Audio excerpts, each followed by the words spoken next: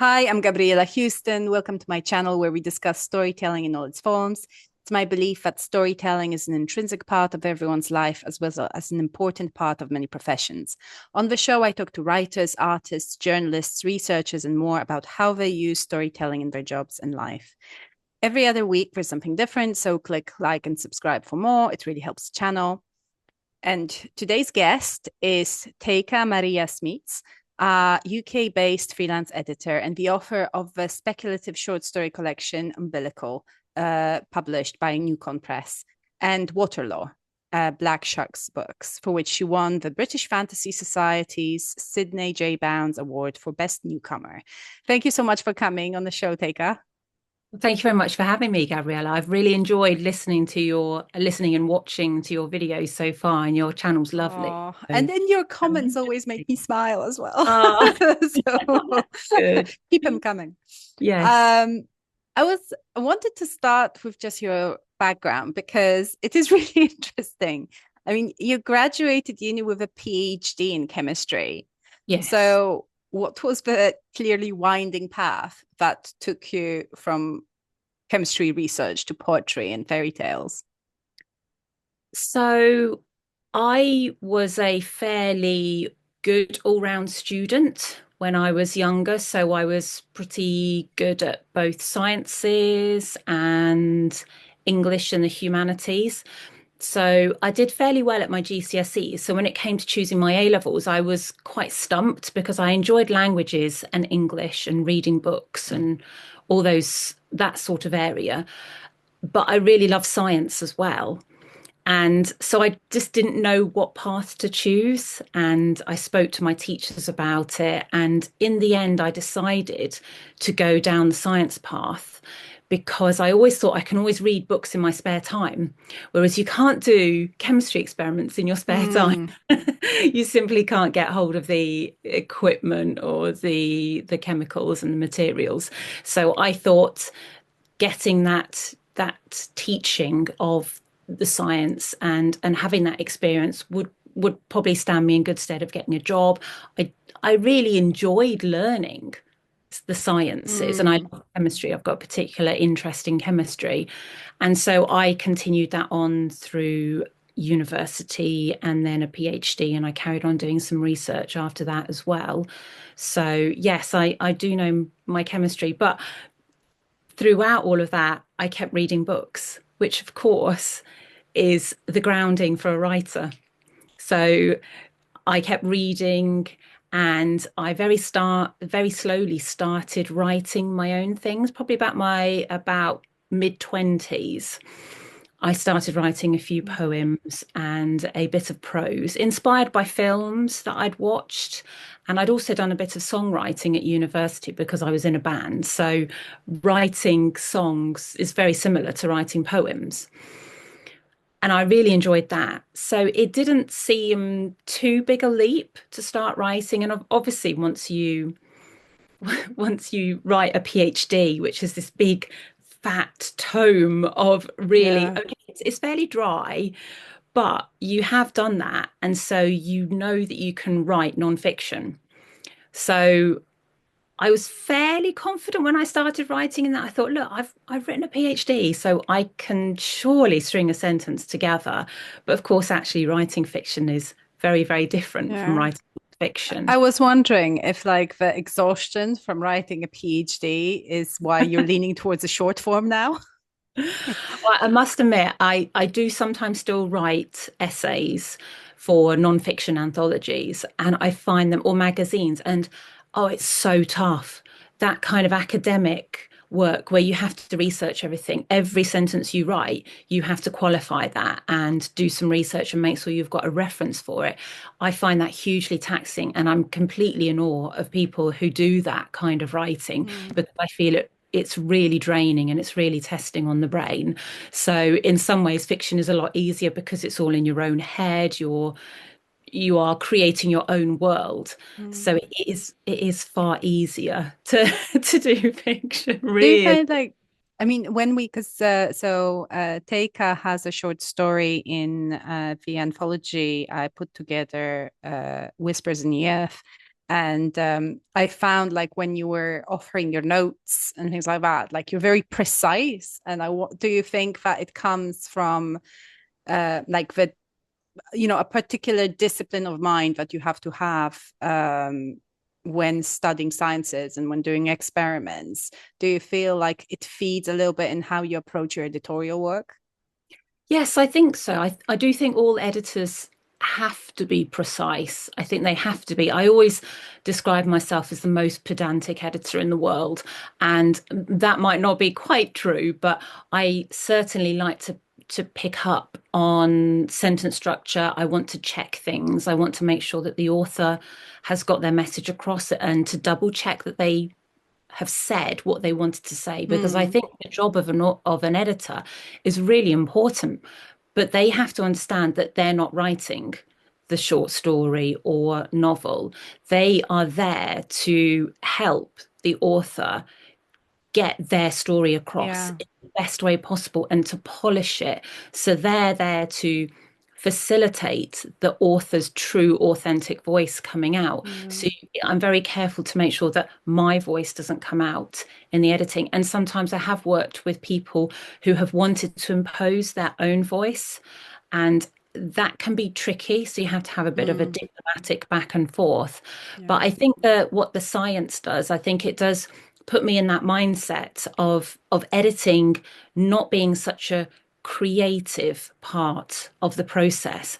Editing is that analysis, picking everything apart and seeing, can we write this better, or is this grammatically correct? Are you really truly conveying what you meant to convey? So it's all those little fact checking and grammar and polishing that people need to do in science. So I think maybe that's what I take across to my editorial work. But I think many editors do that. I think many editors know you have to be very pedantic to get to really make the manuscript shine and help the author make the manuscript be the best manuscript it possibly can be. Yeah. I think there's also so from editorial work to your own writing as well. I was thinking that actually a lot of people who have like interest in the sciences seem particularly drawn to the fantasy and sort of sci-fi genres. And I remember reading this essay by Philip Pullman, who was explaining how his interest in, like popular science and like, quantum physics and things like that have partially inspired his work and his Dark Materials sort of trilogy. And do you find that sometimes like that you look at some of your research maybe and you see an angle there that could make for a good story? Yes, I sometimes do that, but I think what it really brings to my work is that if I'm writing a science fiction short story, I do want to try and make the science as right as possible. Sometimes you do have to take these leaps where you can say, look, we've gone up to this certain point, and I know that I've got this factually correct, but I do want to serve the story. So we're going to have a little bit of a leap from this scientific fact and go, but I want this to happen. So I think most readers are okay to give you a little bit of wriggle room to say, okay, we've gone up to what's plausible scientifically, and she's got all of that right until this point. And then we're taking a leap of imagination and going forward. So I am very careful to try to get things right as much as possible until I do have to take that leap where I say to the reader, come on board with me. We're going to imagine what it's going to be like X number of thousand of years ahead, or how human beings have changed, or how space travel has happened, or Mm. something like that. You do just have to at some point just just make that leap and hope you've done enough so that the reader comes along with you and believes you. Yeah, I think otherwise it wouldn't be science fiction, isn't it? Yes. It's like you'll just be writing another scientific essay. Yes. Um, I was thinking actually, because so reading through your Umbilical collection, and it is such a lovely, very varied collection. It has poetry, it has different sort of lengths of short stories, but it has short stories inspired by fairy tales. We have ones that are a bit more horror-esque. What was the sort of inspiration for that? Because like collections tend to be like, drawn by with some kind of singular concept behind them. So what was the concept for your collection? Well, I think because because I'd had lots of positive comments, or I knew that the short story Umbilical, which is the what the Yeah, it's short my favorite yeah for this. Yeah. what it's named after. So Umbilical had a lot of comments from people who said that it had moved them. And so I knew that it was a strong short story because I was getting these comments, not just from women or mothers, but I was getting them, quite a lot of men commented on how moving they found it. So I actually, that gave me a strong sense that motherhood would be the theme of the collection. And once I started looking through my stories, I could see it in so many of my stories. And there was a part of me that I was worried that maybe I should make it all fantasy or all horror or all science fiction. But when I spoke to my publisher, Ian Waits, when he first suggested that I put together my first collection, which was really, really lovely of him, I said, I'm worried. I'd quite like to mix everything up, science fiction, fantasy, and horror, but I'm not sure if it's going to work. And he said, people do that all the time. Mm. It's quite accepted by people who are readers of the speculative fiction genre. So don't worry about that, but make sure that you are quite certain that there is a theme and that you're happy with how everything relates to one another. And of course, I've edited other people's short story collections. And that's something that we've worked together on when an author has said, I want it to be this theme. And I've just sometimes they very much know what they want, and so I just help them tweak it and say, well, maybe you can bring in another story here, or we can sit this story next to that one, or do you have another story from another character's point of view which would introduce the topic in a different way. So I knew how important it was to get that thematic cohesion, so I just made sure that I put in the stories that I felt would almost give it a narrative arc, like a novel, so that you could start at the beginning and get to the end and feel that you'd been on a journey almost. Mm. I think it's a real strength of a composition of the different elements of this collection is its really real strength because even though we're very, very different from each other, you can still hear your voice and it's still like, it's still recognizable, they're all recognizably your stories and it doesn't feel disjointed. And I was wondering like what the concept behind it was because on paper I thought like, well, all these things are very, very different from each other. But when you read it, when you sort of progress from one story to the other, or like from a poem to a story, it doesn't feel disjointed at all. It kind of feels like it has a quite natural rhythm to it. Yes, again, so I was trying to ensure that there's mothers in nearly every one of the stories, even if they're only bit parts. But I wanted to have a range of different characters, but there are mothers in nearly all of them. But I'm a big fan of Jung, and so I very much wanted the stories. I think maybe why the stories seem to go together is because it's very much analysing the characters' inner journeys of how they go through certain challenges in order to try to become their best selves. And I think you get that in virtually every one of the stories. And sometimes the characters succeed and sometimes they fail. So I think what draws me to this is the overcoming the challenges that life presents us with, but finding inner strength to carry on and to try and become the best versions of ourselves. And I think if you see stories that show people succeeding in doing that, it inspires you and gives you hope that you can do that in your own life. And sometimes by sharing stories where a character might not succeed in that, it also shows you, well, this is what happens if you don't succeed. If you don't go through these challenges and overcome these hurdles, your life may become smaller. You might lose the people around you that you love. You might push people away from you. You might become very insular. And so I I hope that's what people have taken away. So maybe that's why it seems like there is thematic cohesion, because each one of these characters I made sure was very much going on their own journey. And I really wanted to explore the psychology of that. That's what really interests me.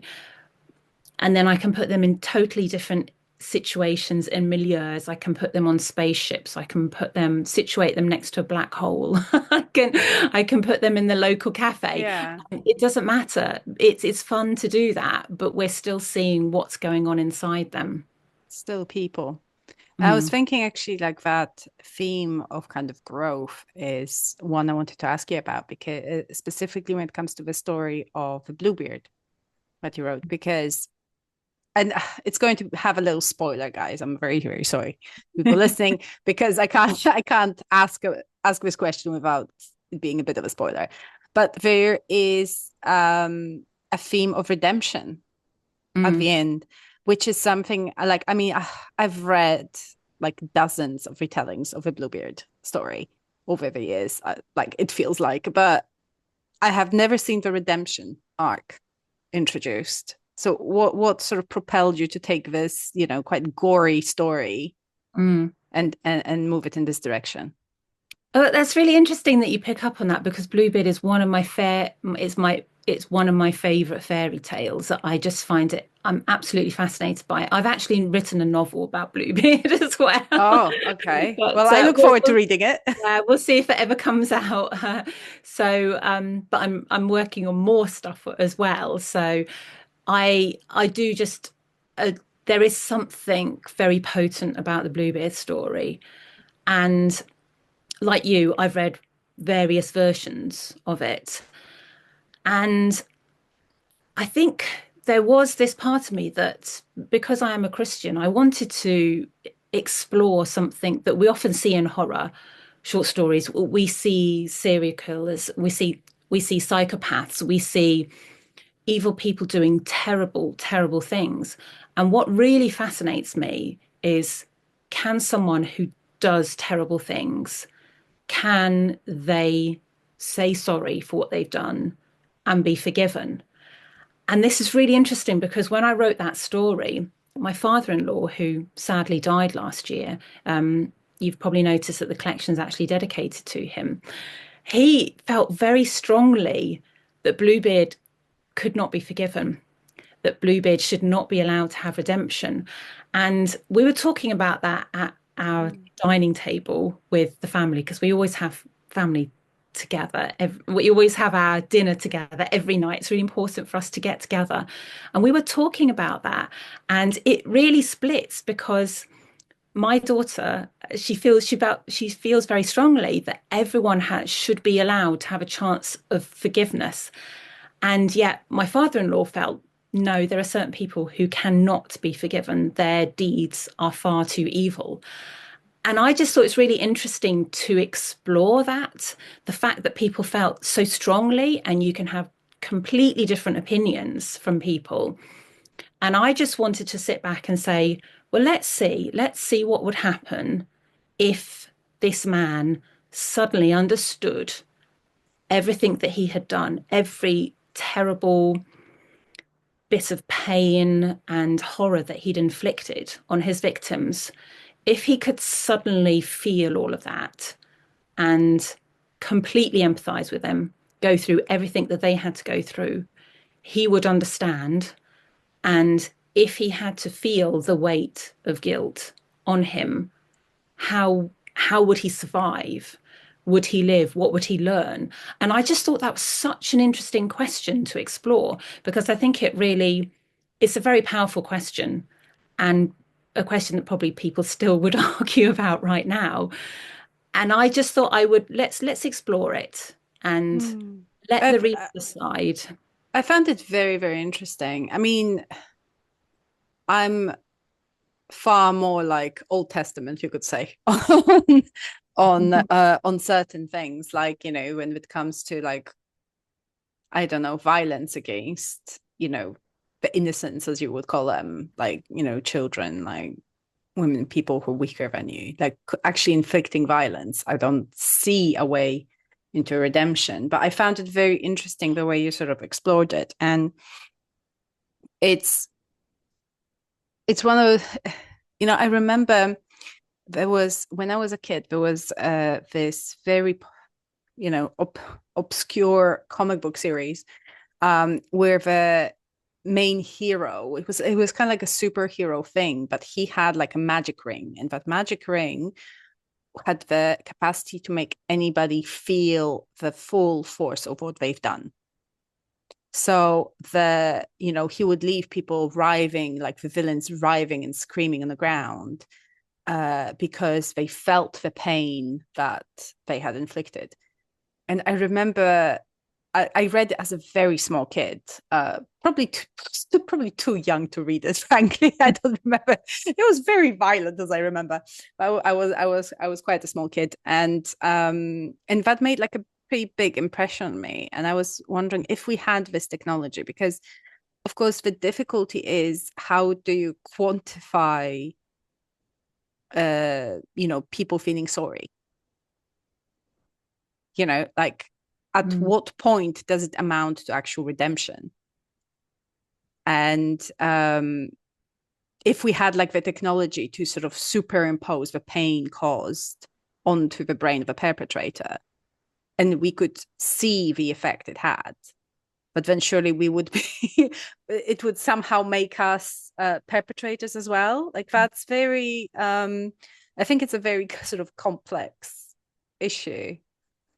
It is, yeah. It is a very complex issue, and you've just said that you you see it more from the point of view of the Old Testament, where it's kind of an eye for an eye, or if what is done to you, what you do to someone is then done to you. And of course, it's very different in the New Testament, which is about forgiveness, which is a really, really difficult thing to do. And everyone has such different views on what actually forgiveness is. And I'm fascinated by those things. I don't have any answer, but I will keep writing about it Yeah, I and think it's exploring it.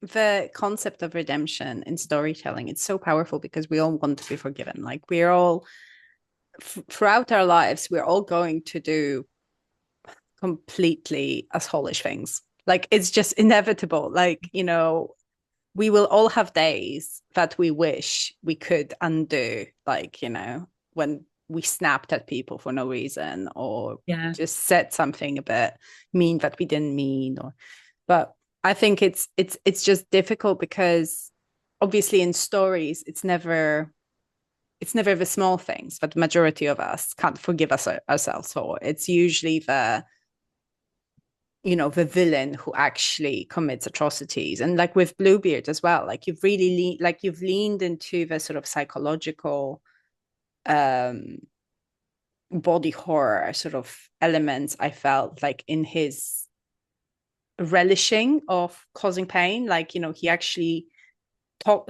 talks about like how much he relishes like seeing someone frightened of him. Mhm. And I feel like, you know, we see that like in every day. Like we do see that, like, you know, in kind of perpetrators of domestic violence. We see that in like, you know, when the mask slips. Yes. Yeah. Like, so what's your kind of, why, how come you sort of wanted to lean into him? If your arc was redemption, like what propelled you to sort of lean into that kind of his enjoyment of the act? I think it's an amplification of, like you said, sometimes the mask slips. But even I've got in one of the stories in the November Room, which again, I'd like to think that most mothers can empathize with the character when her child is having a tantrum and it's really not a good time and she's embarrassed and she's stressed and yet she thinks a horrible thought about about her child in his moment of need, but because of all the stress and pressure on herself, she suddenly has this feeling that she would just like to hit him or like to hurt him or something like that. And I think people have those thoughts, Mm, have those feelings, and I think mothers have those feelings and thoughts and then feel immediately guilty after them because mm. I can't possibly have thought that. But what what's happening with Bluebeard is that I'm amplifying that moment where it's very natural to suddenly want to snap or lash out at someone because you're Mm. so pressured and you're so stressed that that's all you can do. That's just, it feels like it's a snap reaction. It's just instinctive for you to act in that way. And then once you compose yourself, maybe a moment later, or even minutes later, or days or years later, you suddenly realize, oh my God, I was awful. What I did was terrible. And then you can start trying to come to terms with it and try to turn things around. And for some of us, you can do that quickly, and other people might take their time over it. But I wanted to amplify, you can do that in stories where you amplify it, and that feeling in him is just a horrible, nasty feeling where he enjoys it and he lingers and He saves. embraces it as well. Yes, he embraces it. He likes the feeling of hurting somebody. So that's what you can do, that you can amplify it and then say, so I've made this very big. So now does that matter? Does that make it easy? Does that make it harder to forgive him? Because his desire to hurt somebody was this really big, horrible, unwieldy feeling. Whereas our small desires to snap or to lash out, they're small. So does that make them more forgivable? So it's in some ways a little bit, we've been doing philosophy at home. We've been reading philosophy. It's a bit like the trolley problem Oh when you yeah. when you can either save one person or five people. What do you do? It is, you come down to numbers. Well, Yeah. this is only one person, right? And you're treating them as numbers. It's small. Yeah. I've One had life is small compared with five, but then you start making the numbers bigger. You make it yeah. 1 and 100, one and a I've I thousand. I have to say I've been having those conversations a lot around my like last novel, Bone Roots, because it was like a theme that I was kind of putting in back. So it's funny you mentioned the trolley problem. We're inspired by many similar things, it seems. But Yes. Did you come to any conclusion? oh yeah, I mean, it's not no doubt in my mind at all. Like if it was like my child or like people, like I was like, I I'd sell a whole city out for organs if it was to protect my child, and I would sleep like a baby afterwards. Like so maybe it's like I'm not Buddhist, right? Like I'm not like I'm not separate from my worthy bones. It's like to protect me and mine. Like it's not even a question. But of course, people will have philosophically different approach to that. Like I think on a very biologic, like fundamental level, like I know this about myself. There's absolutely nothing I wouldn't do to protect my child. Mm. And that might call my ethics into question, but like I feel like it's a very fundamental thing about me. Yes. Yeah. Yeah. It's a very fundamental drive, and that's again what I wanted to explore. This connection between mother and child it's unique. It's so strong. It is so emotionally strong, and we all have that connection. And I think I just will probably carry on writing about it for the rest of my life because it fascinates Mm. me so much because there is that strong tie to mother and child. And but then when the child grows up, they become an adult who can Mm. then consider their parents, their mother and father as separate beings and consider them as adults and whether they respect them, get on with them, like them, because then that becomes a different facets to the relationship There's because you're older. Yeah, there's a lot of complexities as well around, when I talk to my friends who kind of feel like they want to break certain cycles, or they are scared when they see elements of their parents in themselves. And I feel like it is quite fundamental, like fundamental to human nature as well. Like you want to improve on what came before. And I think a lot of people have this kind of, am I doing this right? Am I and on the other hand, it can make you a lot more forgiving when you grow up and you become a parent and you kind of start to understand the parents more, and it just becomes like a thing. So I really liked in the Umbilical story. I mean, it's a very beautiful, very moving story. But the thing that really struck me is how the beginning of the story with a sort of grown daughter and her mother, this umbilical cord is severed. It is not. They are. They feel the pull of it, but they're kind of quite severed. And then in the times of crisis, it kind of comes together and it sort of rejoins and rebinds them. So is that how you kind of conceived it? What's the I do have a memory of how I thought of that. And it's the fact that we're always born with someone. So we enter the world alongside our mother. So we have that connection and we spend so many months in the womb and we build that connection. The very first relationship we have is with our mother. And so when we are born, we always have our mother beside us. And yet, when we die, we can die in so many different ways, alone, with our loved ones, with our parents, maybe not with our parents, but with our children. So many things might happen. And yet, if you, my protagonist didn't have her own family. And so I thought if she was alone, she was faced with terrible news about her health. Who would she want to be with at death? Can we be with the person that we began life with? And so that's where the concept came of the umbilical cord joining together, because it meant that they could be together at death. So, so it was difficult to write. I Very difficult. mean, it was very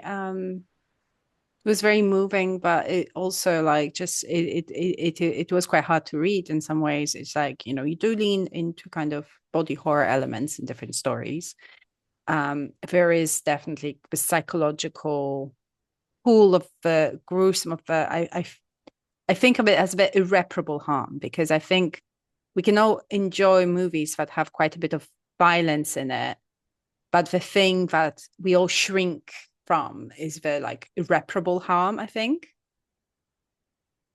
I mean, do you make this distinction in your writing, the harm that can be undone, the harm that cannot be undone? Um, I'm not sure I do.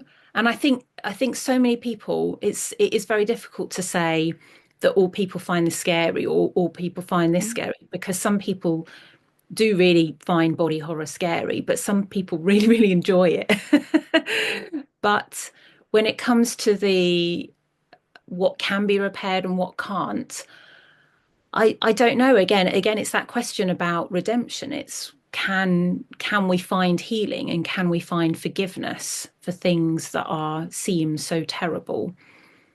But in in this story, I I feel that their coming together was a kind of healing. So Yeah, I feel like, it was healing, but it was also just very sad. But but yes.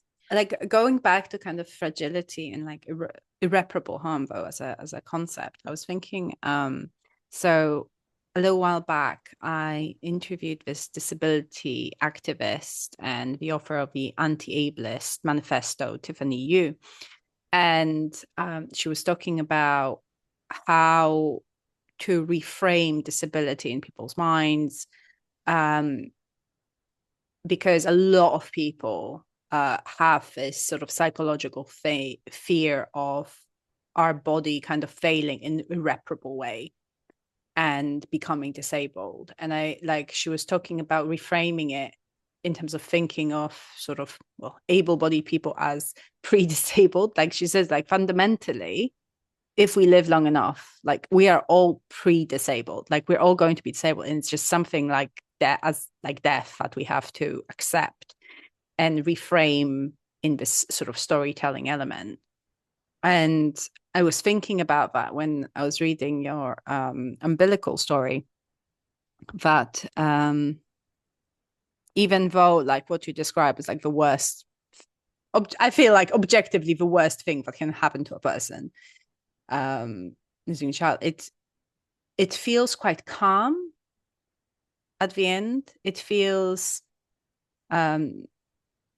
I don't know if it like acceptance is what you were looking for, but it felt quite philosophical at the end. And like, what were your sort of thoughts on that?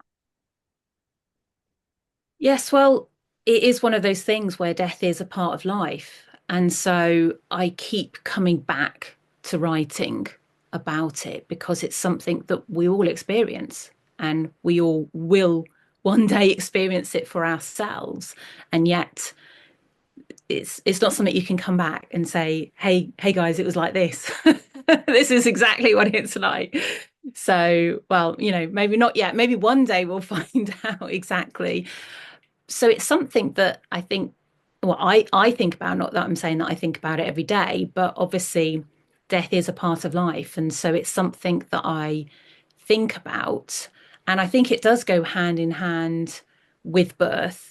And so because a lot of my writing is about motherhood, you see that birth and death and then sex and love are all massively important to us. And that one reviewer said that about my collection, that in essence it was all just about sex and death and love. And I just said, well, what else is there to write about? I mean, this is something that like most people can identify with to some extent, because even if you do not have children, you see people close to you having children. You were a child yourself to somebody, so there is like a universality in those themes. Yes, there is. And I think it, like you said, I think there is some acceptance or peace at the end of that story because they got a chance to spend time together at the end.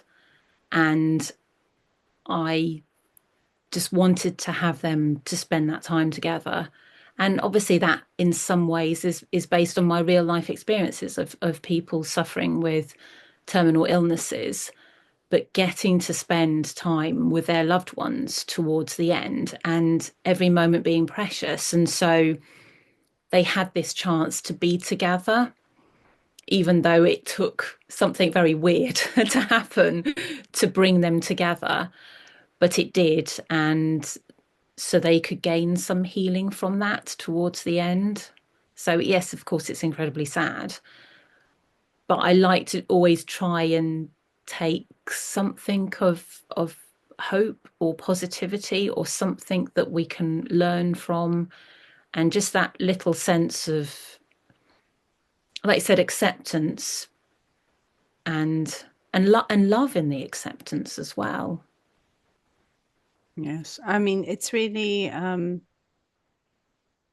I feel like this ability to give comfort is like part of the like people find comfort in being able to give comfort, and Mm. especially when it comes to people very close to you, your children, like when a child like falls over and like hurts themselves, and like you give them a hug and you hold them and you feel them. It's like it's this physical, like you feel this tension and upset draining away from their little bodies, and it gives like this comfort as well, that like you are of use to them.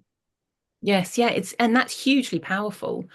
And I don't think there's enough writing about that, but it's like a superpower. What mums do every day, give cuddles. pick their children up from school when they're not feeling well, things like that, it's being instantly interruptible and being able to give comfort at a moment when you might not be feeling it yourself, but you still do it because you want to, and because that love is so deep and that connection is so deep. So you give of yourself, and you keep giving and giving and giving. Sometimes it gets a bit too much, but that's I think the superpower of mothers. They almost have this inexhaustible well of love and time and energy to give to their children. And I just think it's amazing.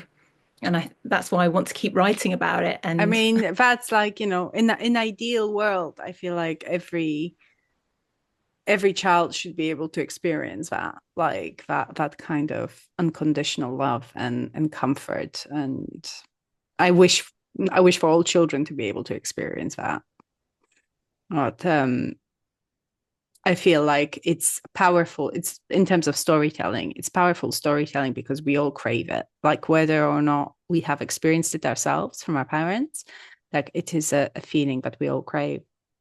Um, I wanted to go back very short, like for a very short time to Bluebeard though, which is jumping away from the tenderness for just a moment. okay. Because if it was an element I want to ask you about. So the like Bluebeard's door, the like Bluebeard's famous chamber. I feel like both like when the wives are left with his key, and then when he is in your story, when he is kind of feels this compulsion to like go and check up on his stash of wives. And I felt like it's like almost like a Schrödinger cat sort of situation. And Yeah. it got me thinking about like actually a lot of sort of mystery fiction, or like even fiction that isn't straight up mystery but has elements of mystery in it. It plays on that psychological sort of element of like uncertitude. Like how do you feel about it? Do you ever think of it when you sort of write like in terms of the structures of the storytelling, of this kind of how long we keep people in suspense about like what is behind this door? Is it this or is it that? Yes, I'm not sure. I suppose when I'm writing a story, I do think I have to keep an eye on the tension and think, how long can you keep drawing this out? How long will the reader stay with me until I finally reveal what's going to happen? So I think you have to be mindful of that. And I think I'm just generally mindful of that. I think of it as a sort of pacing and upping the tension. So I think that's a part of the writing. But again, it's interesting what you say about the room and the door and the key, because a well-known writer, Clarissa Pinkola Estes, she wrote Women Who Run with the Wolves. Have you read that? I have It's heard of it, but I've never read it. Oh, it's incredible. You will Chris, absolutely love it. okay, It is really it's incredible. back on my list. You go and check it out on Goodreads or Amazon, I'm sure you'll see all the amazing reviews. So Yeah, I mean, I've heard it's amazing things. incredible. It's just, so many books. Yes, of course. Yeah. Yeah. So she is, again, she was a Jungian psychoanalyst, I think. So again, she's very much a big fan of Jung. And she talks about how the chamber and the key is a symbol of knowing, and how women have to use the key to open up the secret chamber and to discover the horrors of the world, in essence, and to discover what can be done to them. But through that, they can show how strong they are. They can also, through going through the shadows within themselves or exploring the shadows in the world, that's the chance when they get to test their strength and see how powerful they can be themselves. And so the key is a symbol of the key of knowing Mm. yourself. And so I really liked playing with that, because Bluebeard is one of those stories where everyone says, well, again, it makes you question it. If you were the wife and he said, don't go into the chamber, don't use this key, would you or would you not? And some people go, of course I would. I'd have to find out. And other people go, just ignore it. It's fine. He can have his own personal space. So again, different opinions. And so, but the fact I that think that would depend on whether I feel like it's a kind of confiscate his computer kind of situation, yes, like yeah. it's But again, that's about instinctive knowing, and that's what mm, Clarissa Pinkola Estes says, that what these fairy tales tell us, and particularly Bluebeard, is reminding of us of the old knowing, the instinctive knowledge, where the young woman is scared of him. She has some kind of reaction that she is wary of him. And yet the mother's saying, oh, he's lovely. He's so rich, isn't he? And he will keep you very happy, and he will keep you in furs and jewels. yeah, And yet the woman is really quite nervous about him. And again, it's her instinct telling her, this man, there's something wrong with yeah. him. He is going to hurt you. And yet, this is so powerful because this often happens in everyday life where, particularly, I suppose, well, children, maybe you could say, particularly young girls, that are said, smile for your aunties or smile at the stranger, be nice to so and so, smile, be happy. And yet, children are naturally wary. Well, why You should have I? a Why should I be yeah, smiley I and happy and go with this person yeah. when you're telling me to be nice? Because they might feel scared, and that is a useful feeling. And so, what this story is really trying to tell us is this is powerful. If you feel instinctively that you are wary of this person, it's probably for a good reason. And yet the mother overrules the daughter. And that's why she has to use the key of knowing to fully discover the horrors of her situation, which reflect the horrors of the world or the inner shadows of herself. And so she has to draw up the strength to be able to fight him and ultimately escape from him and be empowered to live her own life in freedom and safely. And what I wanted to do was flip it for her to say to him, don't go into the room. I don't think you should go into the room. And he just explodes. I can go into my own room.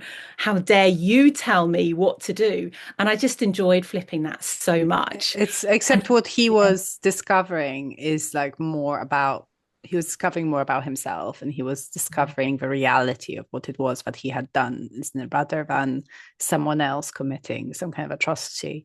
I was mm, thinking in terms of like the what you mentioned about, especially I suppose young girls and women being socialized to suppress their instincts and to mm, suppress their sort of um I suppose like this gut knowing that the situation they're in is not safe. Because like, what do you mean you don't want to hug this uncle that you've never met before in your life, and you get a yeah, weird vibe of him, and it's and it's so common. And then you spend so much of your adulthood as a woman trying to unlearn that and trying to relearn your natural instincts, and you don't quite trust yourself, and often it takes other women sort of confirming that you're not crazy.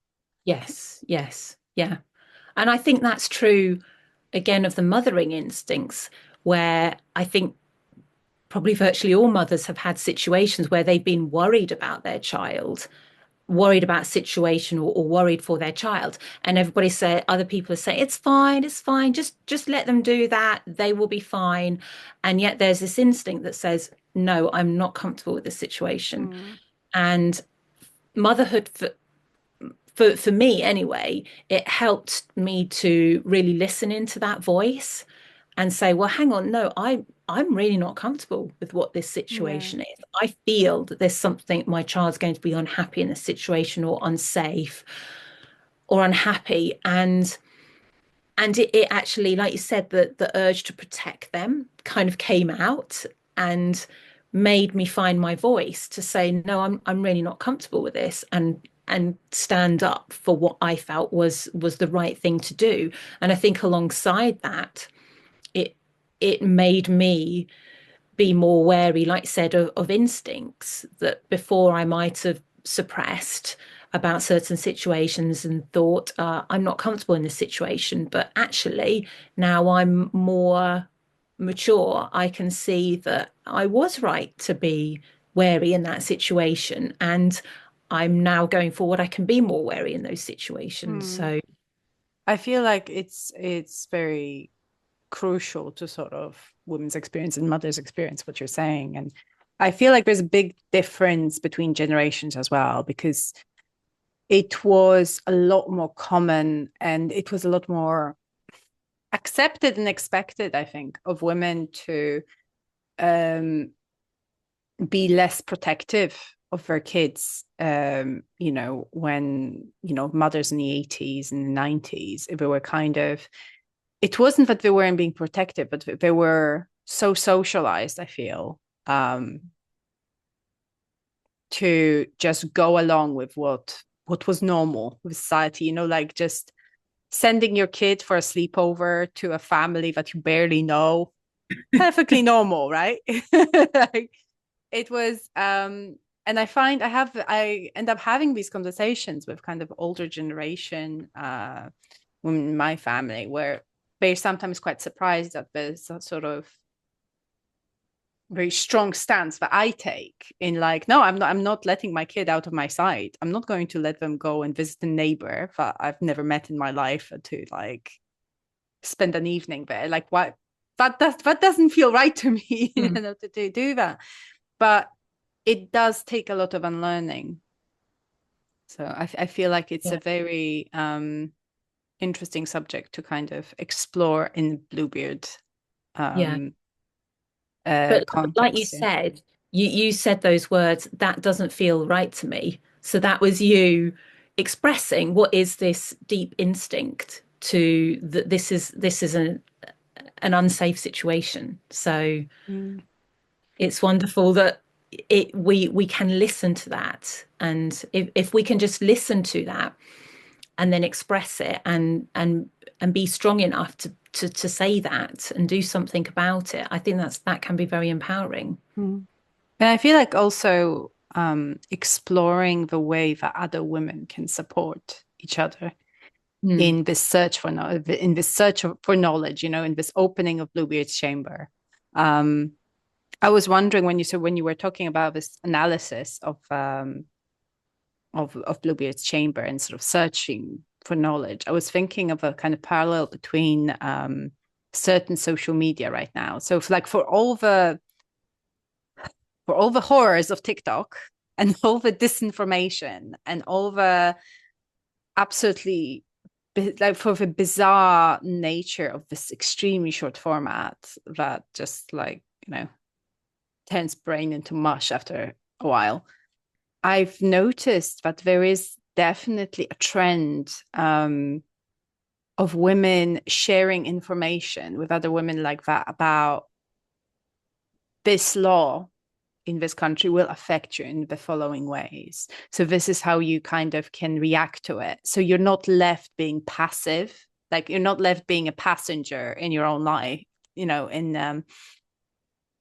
and it got me thinking about, because I just literally saw today there's apparently um there's a push from sort of conservative circles in the US to do away with a no-fault divorce, meaning that you would now have to which was, a right one in the 70s, and which reduced suicide among women by like 20%. Um, and there's a move to kind of get rid of that and the preservation of the sanctity of marriage and all that.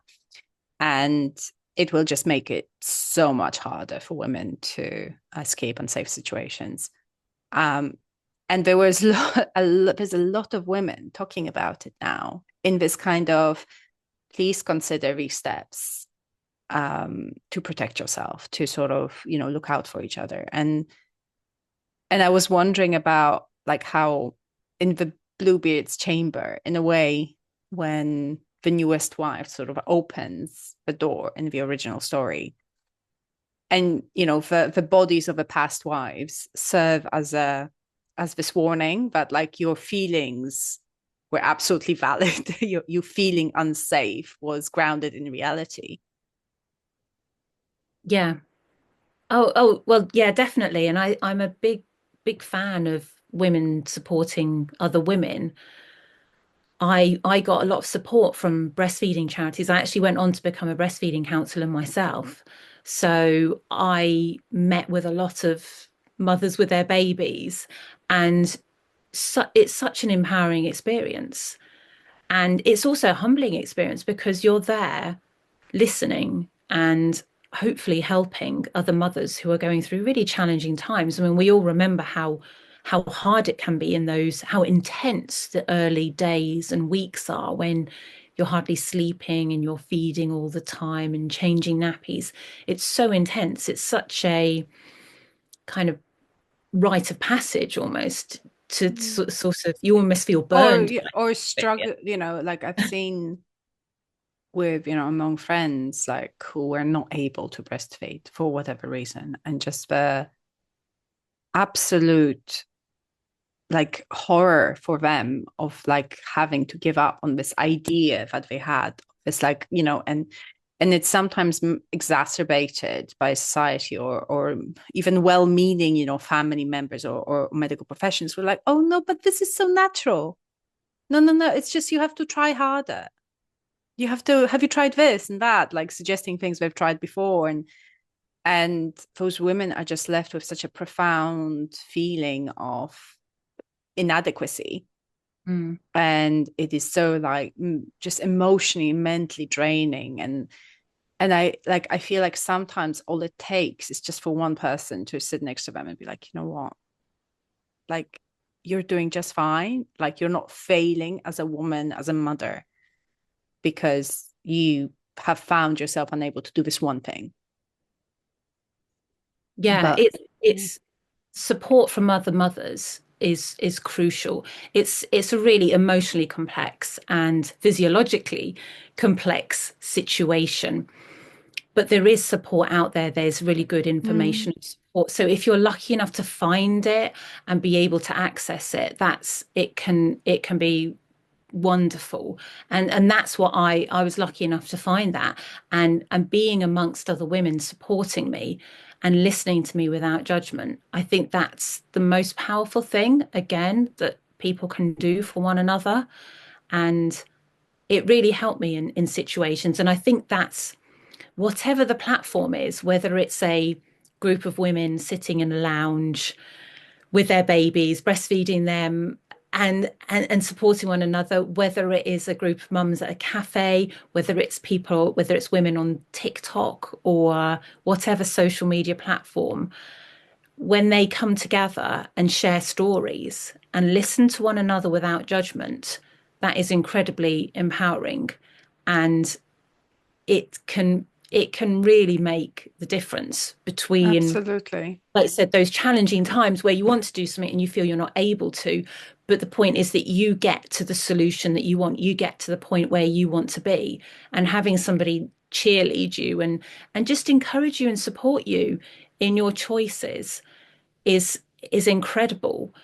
And again, I do just think it's one of the most powerful things that we can do. So to my mind, it doesn't really matter to me what the platform is, if Mm, good information and support is being shared. But I would say again, it is a very powerful human thing to be able to listen non-judgmentally. You have to keep your mind open, which is such a hard thing to do. And I think that's why there's so much polarization, because brains want to. My husband's actually a neuroscientist, so he oh, that's so interesting. this, yes, he's actually writing a book about the neuroscience of love at the moment. So Oh my God. Can I get him on yeah, my show, please? yeah, That, I'm sure he'd that's love that. Yes, so the thing is, brains are really complex, mm, but in essence, they're a system of systems, but they take shortcuts if that helps us. So we often take shortcuts by making snap judgments. And again, this comes back to the sort of Bluebeard thing, because if we are in a situation, in a potentially very dangerous situation, it's really helpful for us to make a snap judgment about whether that person's going to hurt us or not, and whether we need to get out of the situation. So our brains very quickly have decided whether to run away or to fight. So it's really useful for us to make quick judgments, but then it's actually can be seen as a negative thing when we see a person and we hear, well, this is what their politics are, this is what they think about that situation, and immediately some people just go, well, I don't like that person, because it's that quick shortcut. It saves brain power to just put Yeah. that person into the category of I do not like them. And yet if you try and step back and say, okay, it seems like there's lots of things about this person that I don't like, but you know what? Let's step back. Let's talk to them, keep my mind open. And that's really hard to do. And then use your brain in the way that is making it's actually called slow thinking, the point where you actually have to think through this. You have to engage with the person in an open-minded way and consider carefully, do you like them? Do you not? What do you think of though what they're saying and how they're acting? And you can come up with a totally different point of view. You might think, I really do like this Absolutely. person, I mean, actually. I feel like it's very internet is a very poor replacement for the kind of traditional like third spaces where humans could congregate and meet and discuss ideas. We feel like it's this de facto space where we spend the most time engaging with other people on ideas, but I really don't think it plays that function very well. It very, very much encourages, like, I mean, what you're saying, that's what we should be doing. We should be engaging people and trying to find out where they're coming from. And even people whose politics are quite appalling at face value, they might have arrived at the wrong conclusion because of very legitimate concerns that they have, right? And you will never be able to convince people or change their mind, or like if you just write them off as sort of subhuman for holding a particular opinion. Sometimes it's lack of education, sometimes it's for other reasons, but social media does not make it easy, because the moment you try to engage, it's actually, I've seen it, when people try to engage respectfully with people they disagree with, they get attacked by their own side. And that creates a situation where everyone is just too scared to like speak the name of a person that everyone hates, or like, it's like, it's really bizarre. It's really bizarre. And it's so anti-intellectual. And it creates a situation where, like I've seen there was like this little video circulating online, and some guy it was basically a discussion about, there's millions of discussions about the US election. I don't know any of the people on that podcast or whatever it was. And the person who considers himself a conservative, sort of American, was actually in pretty eloquent way explaining why Kamala Harris's campaign has failed, right? So he was saying she did not engage us on this issue. She did not engage on this issue. And those are quite basic things, right? But, even if she had a fantastic economic plan, she did not talk about it. But she did talk about social issues that are very polarizing. And the moment he mentioned that, the person who considered himself liberal jumped at their throat and basically was just shouting and shouting over them. And I was just thinking, like you might have a genuinely good point, but nobody is going to be convinced by that. If anything, people will want to distance themselves from you because you sound absolutely insane. And that's the difficult thing. Like, I feel like that's the lesson I learned around Brexit, where I took it so personally. When some people I knew voted for Brexit, and I just took it so personally, and I felt like, oh my God, like you just don't want me here, clearly. And then I felt like actually I need to take responsibility, because I was definitely a part of those like sneering liberals who are like, this is so idiotic, like only halfwit would vote for that, right? Which is obviously, as we found, it will bring the opposite result to what we want, isn't it? Mm. But like you said there, that because of that self-reflection and that's amazing. Because of your self-reflection, you dug deeper and said, hang on, I didn't like this about myself. I didn't like what I said, or I didn't like the way I acted.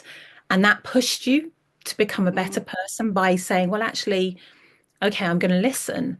And if every one of us can do that, we Well, would I live. mean, I see it as personal growth, but I'm sure that a Yes. lot of people online would be like, what do you mean you're finding nuance in this situation? There is none to speak of. No, So, I think that's personal growth. I think it's a good thing. Jung would talk about it as you're further along your process of individuation, which is a good thing. yeah, I think You're it's becoming this, wise. and going back to like, this these stories that we're telling ourselves of others and of ourselves. And I feel like we're, when you're doing so in your sort of retellings, because you're always drawn to like retellings of folklore and fairy tales. Um, and I feel like, do you feel like that there's suppose this universality of folklore and fairy tales that allows us to kind of explore things about ourselves, or? Yes, yeah, totally. I see it as fairy tales are hugely universal, and because they teach us about ourselves, because they teach us about the darkness within ourselves and the darkness without. So the darkness that we can encounter in everyday life, but they also teach us about the bad things within ourselves and how to bring light to both those situations. And so they're like blueprints for life. I think we can all learn from them and become better people for learning Yeah. from them. So Or that's changing them in a way that will surprise and kind of make us draw out different conclusions, maybe as well. yes. I definitely think that they've got this universal appeal because I think they can speak to each one of us and our own personal journey to individuation. But I think it's like a doll that you can dress up. You can put the doll in all sorts of different clothes. So we can put these fairy tales in all different kinds of milieus, different change the characters around. We can set it in space, we can do whatever we want with it. And yet, as long as that core is still there, and we can still learn something about ourselves from that core message, then I think you can stretch it. It's so malleable. They are brilliant. It's like clay, like molding clay. It's brilliant. Oh, and on that wonderful note, um, our hour is we've gone over the hour. Well, it's my show. I can do what I want. Uh, thank you so much for coming, and I You're really welcome. enjoyed our chat. Thank you for watching the video. Click like and subscribe if you would like more. It really helps the channel. Thank you, and see you next week.